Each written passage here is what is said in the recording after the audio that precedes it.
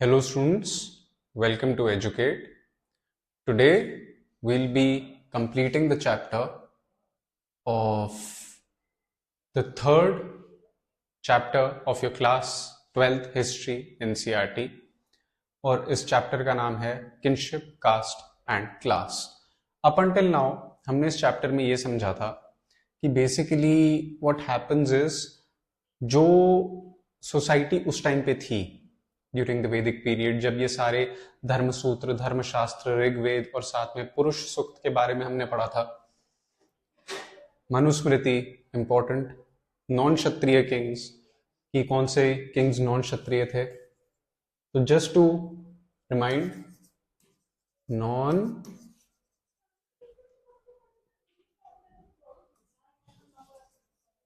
क्षत्रिय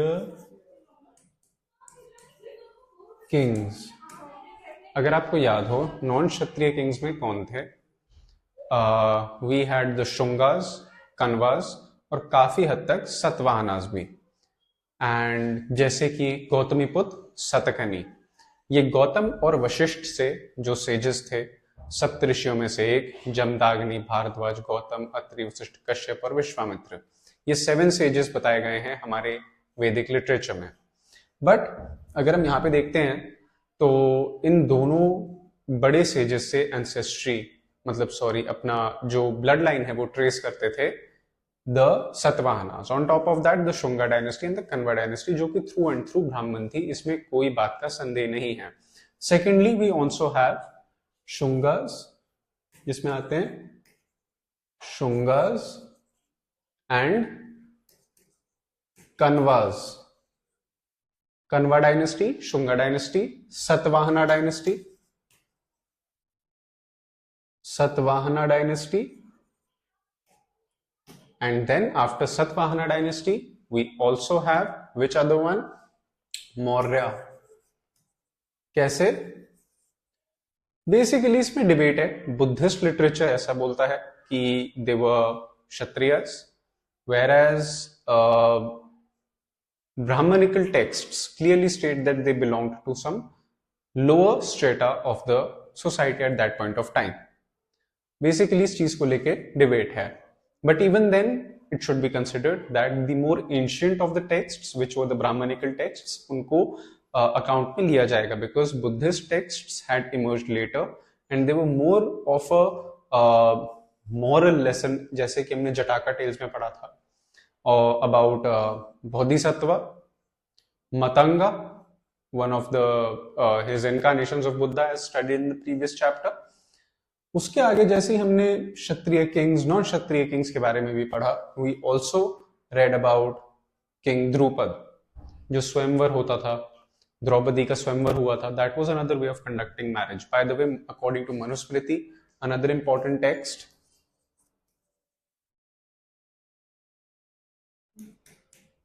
alright, Manusmriti important text था जिसे compile किया गया था around what time? 200 century BC। Okay, somewhere around that time Manusmriti was written, और 200 common era between this time Manusmriti का compilation हुआ था। टाइमलाइन आपको याद होनी बहुत ज्यादा जरूरी है। So over here we see how the society was conducted।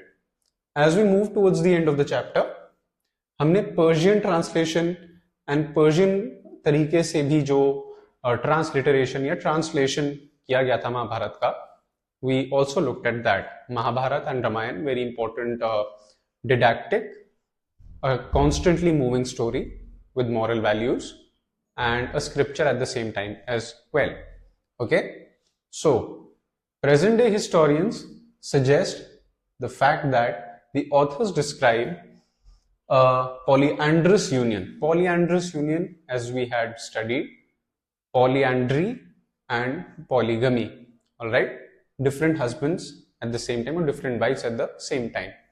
ये practice union indicates that polyandry may have been prevalent amongst ruling elites at some point of time।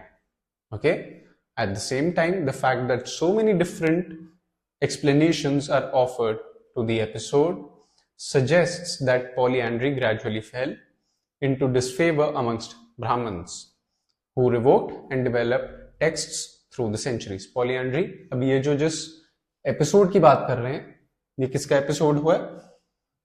ये एपिसोड हुआ द्रौपदी वाला. Okay? So, some historians note that while the practice of polyandry may have seemed unusual or even undesirable from the Brahmanical point of view, it was prevalent in the Himalayan region. Himalayan tribes, areas around Uttaranchal, present day Uttarakhand, Himachal Pradesh, and parts of Jammu and Kashmir. Okay? बाकी ये suggest करते हैं कि there had been a shortage of women during times of warfare. This led to polyandry. ठीक है? अब warfare था उस टाइम पे, women का shortage था, that's why polyandry होता था. In other words, it was attributed to a situation of crisis. Important. ठीक है? Disfavor and crisis, these two factors led to the basically stopping, ये जो basically जो practice होती थी polyandry की, उसको रोक दिया गया. Some early sources suggest that polyandry was not the only or even the most prevalent form of marriage. Why then did the authors choose to associate this practice with the central characters of the Mahabharata? Common नहीं था तो महाभारत में क्यों हुआ? We need to remember that creative literature often has its own narrative requirements and does not always literally reflect social realities. ठीक है? ऐसे पहले भी मेंशन हुआ था, हो सकता है सिर्फ एक स्टोरी हो, dynamic text. The growth of the Mahabharata did not stop with the Sanskrit version. आगे बहुत सारी लैंग्वेजेस में इसको परफॉर्मिंग आर्ट्स में और काफी अलग अलग डिफरेंट लैंग्वेजेस में एज मेंशन्ड हियर, फारसी में, पर्शियन में, अरबिक में, मुगल रूलर्स जब आए थे उन्होंने बहुत ज्यादा इसको ट्रांसलेट करवाया था. अकबर ने ट्रांसलेट करवाया था, जहांगीर ने करवाया था. रामायण का ट्रांसलेशन भी था, जैसे हमने पिछले कुछ पेजेस में देखा था, the picture of lord Ganesha and along with Riddhi Siddhi, और नीचे इस्लामिक टेक्स्ट लिखा हुआ था. In part 3 of the same chapter आपको देखने को मिल सकता है. So moving on, as we move towards the end of the chapter, we reach its culmination. अब ये जो चैप्टर अभी तक हमने पढ़ा है, ये थ्रू एंड थ्रू वैदिक सोसाइटी के बारे में बताता है. ठीक है? All right. So, if we want to quickly summarize this chapter, most retellings or reenactments of the epic draw on the main narrative in creative ways. ठीक है? अलग अलग तरीके से इसको डिपिक्ट किया जाता है थ्रू परफॉर्मिंग आर्ट्स. इसमें काफी सारे टीवी सीरियल्स बने, मूवीज बन भी रही हैं, shows etcetera, whatever, animated version, हर तरीके से महाभारत को एक्सप्लेन किया गया है. बट इतना इंपॉर्टेंट क्यों? Alright, in this particular instance a contemporary Bengali writer by the name of Mahasweta Devi, उन्होंने क्या किया था? She drew alternative possibilities from the main story of Mahabharata. Alternative possibilities मतलब ये भी हो सकता था, वो भी हो सकता था, इस तरीके से. All right. To questions on which Sanskrit text is silent. The Sanskrit text describes how Duryodhan plotted against the Pandavas by inviting them to stay in a specially prepared house of lac, which he planned to set on fire. Forewarned, the Pandavas dug a tunnel to ensure their escape. Then Kunti arranged for a feast. While most of the invitees were Brahmins, a Nishada woman came with her 5 sons. While they were satiated with drink and fell to sleep, the Pandavas escaped, setting fire to the house.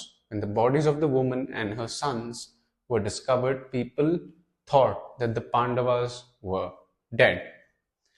In her story titled Kunti O Nishadi, Maheshwata Devi takes up the narrative from where the Mahabharata ends. She sets the story in a forest where Kunti retires after the war. Kunti now has time to reflect on her past and often confesses to what she regards as her failings. talking with the earth, the symbol of nature. Every day she sees the nishadas who come to collect wood, honey, tubers and roots. One nishadi, a nishada woman, often listens to Kunti while she talks with the earth. ठीक है, basically एक version है महाभारत का, एक Bengali writer ने draw किया है, और ये स्टार्ट ही तब होता है जब महाभारत खत्म होती है। उसमें ये होता है कि कुंती बेसिकली क्या करती है, पांडव जीत गए, वो अब जंगल में रह रही है, वो जंगल के बीच में रहती है, वो निषादा जो कम्युनिटी है जिन्हें लोएस्ट स्ट्रेटा या फिर एक तरीके से एज अ जाति वर्ण सिस्टम के बाहर जिन्हें कंसिडर किया जाता था, जिससे एकलव्य भी बिलोंग करता था, सेम कम्युनिटी, फॉरेस्ट ड्वेलर्स। तो वो देखती थी कि निषादा कम्युनिटी की जो वुमेन है वो लकड़ियाँ, शहद और अलग अलग जड़ी बूटियाँ इकट्ठी करती थी, तो उन्हें देख रही थी। One day there was something in the air, the animals were fleeing the forest. Kunti noticed that the Nishadi was watching her and was startled when she spoke to her and asked if she remembered the house of Lac. Yes, Kunti said, she did. Did she remember a certain elderly Nishadi and her 5 young sons, and that had served them wine till they were senseless while she escaped with her own sons? That Nishadi? Not you, Kunti exclaimed. The Nishadi replied that the woman who was killed had been her mother-in-law. She added that while Kunti had been reflecting on her past, not once did she remember the 6 innocent lives that were lost because she had wanted to save herself and her sons. As she spoke, or as they spoke, the flames drew nearer. The Nishadi escaped to safety, but Kunti remained where she was. So basically, Mahabharata में एक ऐसा किस्सा आता है जब होता क्या है कि कुंती जब उसे कौरव एक घर गिफ्ट करते हैं पांडवों के लिए, तो वो जो घर ऐसे मटेरियल से बना होता है जो जल्दी आग पकड़ लेता है, क्योंकि वो पांडवों को मारना चाहता था।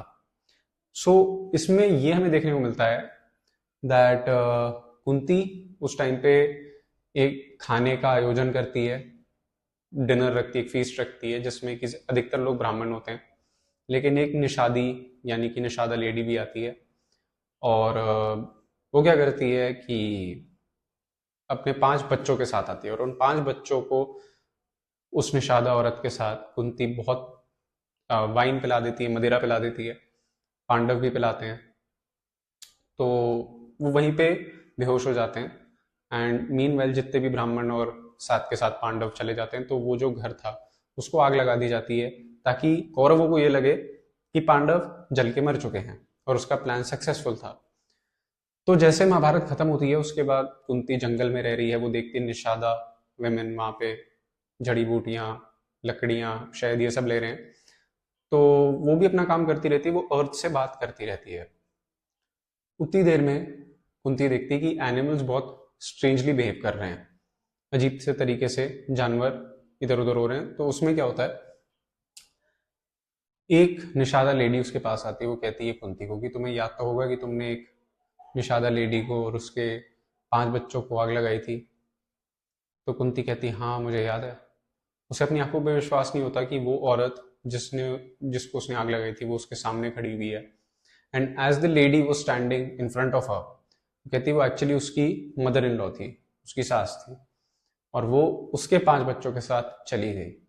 और फॉरेस्ट में एक नेचुरल फायर होता है, और क्या कहते हैं, जो निषादा लेडी है वो क्योंकि जंगल में ही रहते हैं, फॉरेस्ट ड्वेलर्स हैं, सदियों से काम कर रहे हैं, तो उन्हें पता है कि कहाँ छुपना है, वो छुप जाती है और बच जाती है।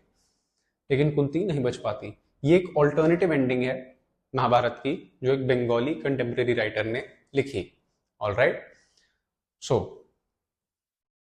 Before we move to the questions and answers, ये एक टाइमलाइन है जो आप समझ लीजिए और बहुत ज्यादा इंपॉर्टेंट है। सो 500 BC में अष्टध्यायी ऑफ पनिनी ऋषि ने अष्टध्यायी लिखा था। इससे पहले हम देख चुके हैं कि कैसे ऋग्वेद, सामवेद, अथर्ववेद यजुर्वेद थोड़ा लेट आया, राइट। यजुर्वेद लिखे हुए थे। अब आगे आते हैं मेजर धर्मसूत्र, जो कि 500 to 200 BC, याद रखिएगा 500 to 100 CE पहले बुद्धिस्ट टेक्स्ट्स इमर्ज होते हैं त्रिपिटक पाली में, ऑलराइट, पाली लैंग्वेज में। 500 to 400 BC रामायण और महाभारत। संस्कृत लैंग्वेज भी पता होनी चाहिए। 200 BC to 200 CE के बीच में मनुस्मृति, ठीक है। और साथ में पैरेलली तमिलकम यानी कि तमिलनाडु में तमिल संगम लिटरेचर भी कंपोज करे गए थे। 100 सेंचुरी कॉमन एरा चरक और सुश्रुत संहिता, जो कि बेसिकली मेडिसिन में डील करते हैं, ठीक है। मेडिसिन के ऊपर ये किताबें हैं, आयुर्वेद इत्यादि इन टॉपिक्स में बात करी गई है। 200 सेंचुरी ऑनवर्ड्स पुराण, अलग अलग शिव पुराण, भगवत पुराण, स्कंद पुराण, विष्णु पुराण, देवी भगवती पुराण एटसेट्रा, बहुत सारे पुराण हैं। 300 century Natya Shastra of Bharata, work on dramaturgy, drama, acting, इस सब के ऊपर, आर्ट्स के ऊपर। 300 to 600 सेंचुरी बाकी धर्मशास्त्र और नए नए आते गए। 400 to 500 century Sanskrit place including the works of Kalidasa, astronomy पे और ज्यादा ज्योतिष पे बात होने लगी, आर्यभट्ट की मैथमेटिक्स, वराहमिहिर, और साथ में जैन वर्क प्राकृत में भी आने लग गया। All right, so now we look at the questions and answers. So, first question, explain why patrilineal may have been particularly important amongst elite families. Patrilineal may have been particularly important. क्यों? Because जो early Brahminical texts थे वो क्षत्रियस को clearly state करते थे कि through mail blood line ही होना चाहिए। ऑलराइट, कुछ आउटसाइडर्स थे, कुछ वेस्टर्न नॉर्थ वेस्टर्न पार्ट में रूल करने वाले किंगडम्स थे जो कि मदर से ट्रेस करते थे, but it was particularly important amongst the patrilineal because of the power imposed by the Brahmins. अब उसमें जो ब्राह्मणिकल टेक्स्ट्स आते हैं उसमें मनुस्मृति की बात होती है। Apart from Manusmriti, different shastras and brahmanical texts clearly explain that it has to be patrilineal way of inheriting property. स्त्री धन का कॉन्सेप्ट भी मनुस्मृति में है, लेकिन वो बहुत डिफरेंट तरीके से है, इक्वल से नहीं है, क्योंकि जिस परिवार में भी वो मैरिड होके जा रही है तो भी हस्बैंड के कंसेंट के बिना कुछ करना पॉसिबल नहीं है। Women had no share in the property of her own father. Okay, so that is that. Discuss whether kings in early states were invariably Kshatriyas. देखिए, mostly they were Kshatriyas and it was the Kshatriya community only which was prescribed according to the Vedas, the Shastras and different Dharma Sutras, Brahmanical texts, that they were responsible for administering justice, ruling and warfare. All right, but at the instruction of the Brahman. Very clear. Secondly, there were different dynasties throughout time who have supposedly been non-Kshatriya. For example, we look at the Shungas, Kanvas, Mauryas, particularly Satavahanas were possibly not Kshatriya. All right, ये ब्राह्मण या फिर other caste, जैसे कि Maurya dynasty was from a different caste according to Brahmanical texts. However, उस पे debate है। Shakas and Kushanas can also be considered as outsiders, या फिर एक तरीके से जो इस सिविलाइजेशन या इस फोल्ड में यहां से नहीं रहते। अगर आपको मैं क्लियरली समझाने की कोशिश करूं, फॉर एग्जाम्पल, हिस्टोरिकली बड़े बड़े ऑथर्स ने इसमें बहुत सारी डिफरेंट बातें बोली हैं। आपने अगर इंडिया का मैप देखा हो this is the Indian map. रफली आप ऐसा इमेजिन कर सकते हैं कि रफ आइडिया आपको दिखाने के लिए मैं बना रहा हूं। ओके, इंडिया, ठीक है। अब इसमें पाकिस्तान भी ऐड कर देते हैं। उस टाइम पे पाकिस्तान एक डिफरेंट कंट्री नहीं थी, ठीक है। पाकिस्तान इंक्लूड कर दिया हमने। अब जहां पे पाकिस्तान एंड होता है ना, जहां पे थोड़ा सा अफगानिस्तान शुरू हो जाता है, रफली ये एरिया, यहां पे बीच में एक माउंटेन रेंज पड़ती है जिसको हिंदू कुश कहा जाता है। हिंदू कुश। उस टाइम पे क्लियर बॉर्डर तो था नहीं आज की डेट में जैसे हम देखते हैं हमारी कंट्री का। तो मेनली मैं आपको समझाने की कोशिश कर रहा हूं, यहां से लेकर के जो ब्रह्मपुत्र बेसिन है, जो कि प्रेजेंट डे बांग्लादेश में पड़ता है, ऑलराइट, यहां पे जो area surrounded by the Himalayas, यहां पे आपका कैलाश पर्वत आ गया, तिब्बत आ गया, ये जो पहाड़ों से ढका हुआ एरिया है, यहां से लेकर के पूरा आप मान लीजिए जो कोस्टल एरिया है इंक्लूडेड, ये था इंडिया। अब इस टाइम पे जो इस एरिया से बाहर से था, समझ रहे हैं आप, यहां से एरिया से बाहर से है, वो म्लेच्छ था, वो फॉरेनर था, आउटसाइडर था, जिसे लुक डाउन अपॉन किया जाता था। For example Kushanas and also Shakas can be considered as example, alright. Mainly Vishnu Purana में भी इसका बहुत फेमस श्लोक है अबाउट मेंशनिंग कि देखो नॉर्थ में ये हिमालय से लेकर के साउथ के कोस्टल एरिया तक भारतवंश है, alright, this is what it explains. So this इस एरिया से बाहर जो भी होता था वो म्लेच्छ होता था। और ऑब्वियसली अगर म्लेच्छ है, 4 वर्ण या जो 4 फोल्ड कास्ट सिस्टम है उसके बाहर पढ़ रहा है, तो पॉसिबली क्षत्रिय नहीं हो सकता। So yes, that is the answer to your second question. Moving on, compare the contrast the dharma और norms mentioned in the stories of Drona, Hidimba and Matanga.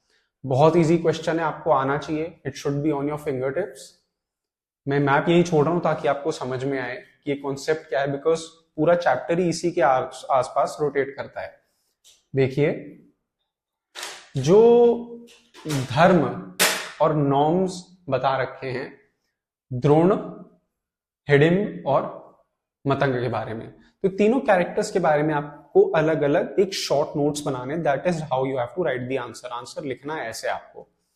Basically आपने पहले इंट्रोडक्शन दिया 1-2 लाइन का, जो कि होगा so the difference, basically the difference between और the difference और similarity between the definition of dharma in the stories of Drona, Hidimba and Matanga are as follows। फिर आप 3-3 कॉलम बना करके हिडिंबा, मतंगा और द्रोणा के ऊपर नोट्स लिखेंगे। और वो क्या लिखेंगे? Drona was the teacher of the Pandavas, all right, the grandson of sage Bhardwaj, all right, साथ में जो गुरु द्रोण थे, उनका जो किस्सा था in this story, he made a mleccha who belonged to the community of forest dwellers, उससे अपना थम कटवा दिया था ताकि अर्जुन, जो कि बॉर्न क्षत्रिय था, it was varna system was birth based, who was a born Kshatriya, उसको प्रॉमिस किया था that he would be the best archer in the world. And at the same time the character of Eklavya in this story belonged to the Nishada community, ठीक है, outcasts, म्लेच्छास। ये द्रोणा की story है, क्योंकि birth based system था, क्षत्रिय को राजा बनाना था, warrior बनाना था, इस वजह से उसका थंब कटवा दिया उसने एकलव्य का। अब आते हैं हिडिंबा के किस्से पे। Hidimba was a rakshasi. The term rakshasa, asura, daitya, these terms ऐसा जरूरी नहीं कि ये एक्चुअल में सींग वाले या बड़े बड़े दांतों वाले कैरेक्टर्स हों। एक one of the interpretation state that they might have been those people who did not follow the Vedic way of life. वेदों के अकॉर्डिंग अपनी डेली लाइफस्टाइल नहीं कंडक्ट करते थे, इस वजह से इनको राक्षस की संज्ञा दी गई थी. Okay. Matanga, the story of Bodhisattva. Sutta Pitaka में लिखा हुआ है, one of the Buddhist texts about the previous birth of Buddha. उनकी कैसे एक मर्चेंट की बेटी से he falls in love, lies down in front of a house. हमने इसके ऊपर पढ़ा था. एंड मतंगा का उसके साथ एक ऑफस्प्रिंग भी होता है, एक बच्चा भी होता है, जो कि बहुत बड़ा दानी होता है. Matanga wanders off, and as Matanga returns to his own house, वो देखता है उसका बेटा महल में रह रहा है, बहुत लैविश लाइफ जी रहा है. वो डिस्क्रिमिनेट कर देता है क्योंकि उसको पता नहीं होता उसका खुद का फादर एक निषादा है. Alright, so that story. So the contrast, in conclusion, the dharma mentioned in all these three stories is different because Hidimba का जो केस था, हिडिंबा राक्षसी थी जिसने भीम से शादी करी थी, who got married, and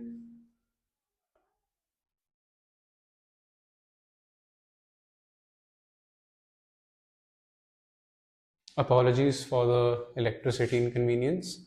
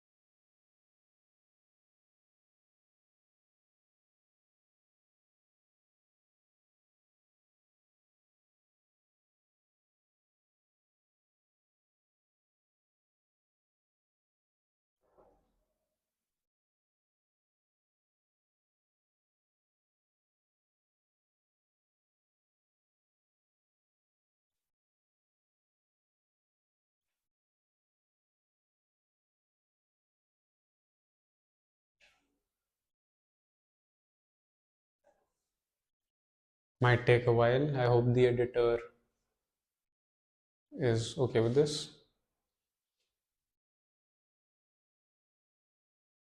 No other option but to wait.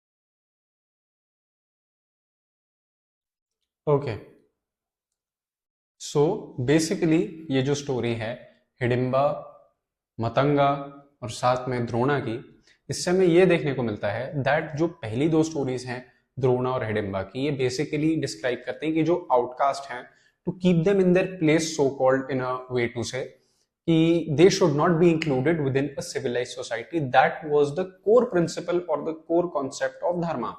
Whereas in the story of Matanga, discrimination is looked down upon because the way in which this tale revolves around the way in basically how Buddha himself was treated differently in his previous birth. So the teachings that all these three stories are trying to teach us are very different along with their moral values. So next question, in what ways was the Buddhist theory of a social contract different from the Brahmanical view of the society derived from the Purusha Sukta? So basically Buddhism talks in all of its scriptures about oneness, about unity, as how humans were once a part of nature, only extracting resources which were necessary for survival and not exploiting it. Whereas the Vedas and the Brahmanical texts talk about sacrifices, rituals, and donations being made to the Brahmins, and one strata of the society inherently being more superior than the others. Now, अब जब हम पुरुष सूक्त की बात कर रहे हैं, it also talks about how these four different categories are, different from one another, and there is a particular social order. There is one that stands on the top, the other below that, and so on and so forth till the fourth and the last version, which is basically its duty is to serve the higher three varnas. ठीक है, the Brahmins, Kshatriyas and Vaishyas. All right, the following is an ऐसे भी questions आते हैं Brahmins के बारे में, priests के बारे में. So basically this chapter was about the brahmanical texts, the Vedas and their practices.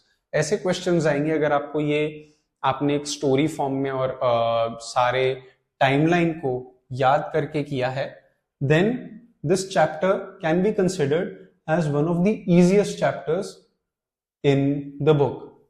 Alright, ये टाइमलाइन है which is very important. So this was the last part of the third chapter of your class 12th NCERT history. इस chapter का नाम था kinship, class, caste and class, and I hope you understood the chapter along with all the timelines. Thank you, Team Educate.